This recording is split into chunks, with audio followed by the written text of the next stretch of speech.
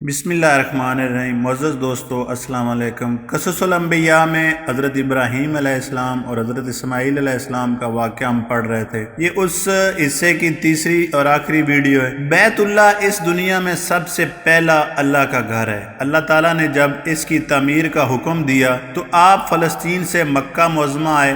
جب آپ مکہ معظمہ پہنچے تو اس وقت حضرت اسماعیل علیہ السلام ایک درخت کے نیچے بیٹھے تیر بنا رہے تھے۔ آپ کی نظر والد بزرگوار پر پڑی تو آپ بے اختیار ادب سے اٹھ کھڑے ہوئے۔ دونوں نے ایک دوسرے سے گلے ملے۔ پھر حضرت ابراہیم علیہ السلام نے فرمایا، میرے بیٹے، اللہ تعالیٰ نے مجھے ایک کام کا حکم دیا ہے۔ اسماعیل علیہ السلام فوراً بولے، اللہ تعالیٰ نے آپ کو جس طرح حکم دیا ہے آپ اسی طرح کیجیے۔ آپ نے پوچھا، تم بھی اس کام میں میری مدد کرو گے نا؟ جی، کیوں نہیں کروں گا، انہوں نے فوراً کہا۔ تب حضرت ابراہیم علیہ السلام نے فرمایا، اچھا تو اللہ تعالیٰ نے مجھے حکم دیا ہے کہ میں اس ابھرے ہوئے ٹیلے کے ارد گرد ایک گھر بناؤں۔ یہ کہتے ہوئے آپ نے اس سمت اشارہ کیا۔ اس کے بعد دونوں نے مل کر بیت اللہ کی بنیادیں رکھی۔ حضرت اسماعیل علیہ السلام پتھر لاتے اور آپ ان کو لگاتے جاتے یہاں تک کہ تعمیر اونچی ہوگی۔ اب آپ کو کسی پتھر پر کھڑے ہو کر تعمیر کرنے کی ضرورت پیش آئی، چنانچہ ایک پتھر اٹھا کر لے آئے۔ حضرت ابراہیم علیہ السلام اس پتھر پر کھڑے ہوئے۔ اب پھر تعمیر شروع ہوئی۔ حضرت اسماعیل علیہ السلام پتھر اٹھا کر ان کو دیتے جاتے اور آپ ان کو لگاتے جاتے۔ یہ کام کرتے جاتے اور دعا مانگتے جاتے، اے ہمارے رب، ہماری خدمت قبول فرما، تو سننے والا اور جاننے والا ہے۔ دونوں بیت اللہ کے گرد گھوم کر یہ دعا مانگتے اور تعمیر کرتے جاتے۔ جس پتھر پر کھڑے ہو کر آپ نے یہ تعمیر کی وہ جنت سے آیا ہوا تھا اور وہ پتھر ساتھ ساتھ اونچا ہوتا جاتا۔ یہ پتھر آج بھی بیت اللہ میں موجود ہے اور اس پتھر کو مقام ابراہیم کہتے ہیں۔ بیت اللہ کے طواف کے بعد اس کے نزدیک 2 رکعت پڑھنے کا حکم ہے۔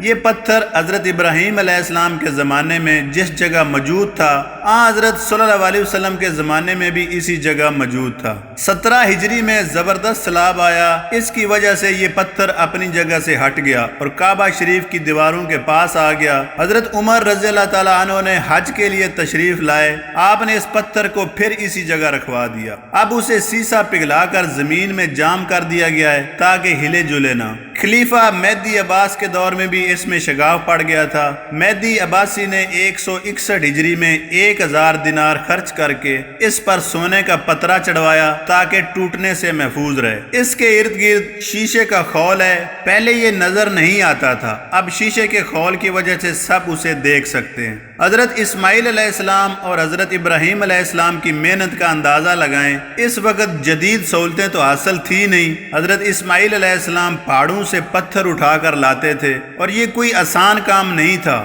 خالی ہاتھ پہاڑوں پر چڑھنا اترنا ہی کس قدر مشکل کام ہے، پھر درمیان میں فاصلہ بھی تھا۔ ادھر حضرت ابراہیم علیہ السلام کو تعمیر کے کام کا تجربہ تو تھا نہیں، اس لیے اس کام میں خوب مشقت تھی، لیکن انہیں جو مزہ آ رہا تھا اس سے وہی واقف تھے۔ حضرت ابراہیم علیہ السلام بیت اللہ کی تعمیر سے فارغ ہو گئے۔ اللہ کی بارگاہ میں عرض کیا، باری تعالیٰ اب میرے لیے کیا حکم ہے؟ اللہ تعالیٰ نے حکم فرمایا، اب آپ حج کا اعلان کریں۔ اس پر حضرت ابراہیم علیہ السلام نے عرض کیا، پروردگار، بھلا میری کمزور آواز کہاں تک پہنچے گی؟ کتنے لوگ اسے سنیں گے؟ اللہ تعالیٰ نے ارشاد فرمایا، ہمارے حکم کی تعمیل کرنا آپ کا کام ہے، لوگوں تک آپ کی آواز پہنچانا ہمارا کام ہے۔ اس وقت سے حج کی ابتدا ہوئی۔ دنیا کے کونے کونے سے لوگ حج کے لیے بیت اللہ کا رخ کرتے ہیں، اللہ کے گھر کا طواف کرتے ہیں، حجر اسود کو بوسہ دیتے ہیں، مقام ابراہیم پر 2 رکعت پڑھتے ہیں، صفا اور مروہ کے چکر کاٹتے ہیں، اپنا دنیاوی لباس اتار کر کفن نما لباس اوپر لے کر یعنی احرام کی 2 چادروں میں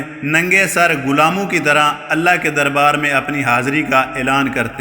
لبیک اللہم لبیک، لبیک لا شریک لک لبیک، ان الحمد والنعمت لک والملک لا شریک لک۔ حاجی لوگ منا، مزدلفہ اور عرفات میں اپنا سامان خود اٹھا کر مزدوروں کی طرح چلتے پھرتے ہیں، شیطانوں کو کنکریاں مارتے ہیں، قربانی کرتے ہیں۔ اللہ کا حکم ملتے ہی آپ ابھی کبیس پہاڑ کی چوٹی پر چڑھ گئے اور حج کا اعلان فرمایا۔ حدیث میں ہے، جس نے اس آواز پر، چاہے وہ پیدا ہو چکا تھا یا ابھی پیدا نہیں ہوا تھا، اور عالم ارواح میں تھا، اس اعلان پر لبیک کہا۔ وہ حج ضرور کرتا ہے جس نے 2 مرتبہ لبیک کہا، وہ 2 مرتبہ حج کرے گا، مطلب یہ کہ جس نے جتنی مرتبہ لبیک کہا وہ اتنی ہی مرتبہ حج کرے گا۔ حضرت ابراہیم علیہ السلام 175 یا 200 سال کی عمر پائی۔ وفات کے بعد آپ کے دونوں صاحبزادوں حضرت اسماعیل علیہ السلام اور حضرت اسحاق علیہ السلام نے اپنے ہاتھوں سے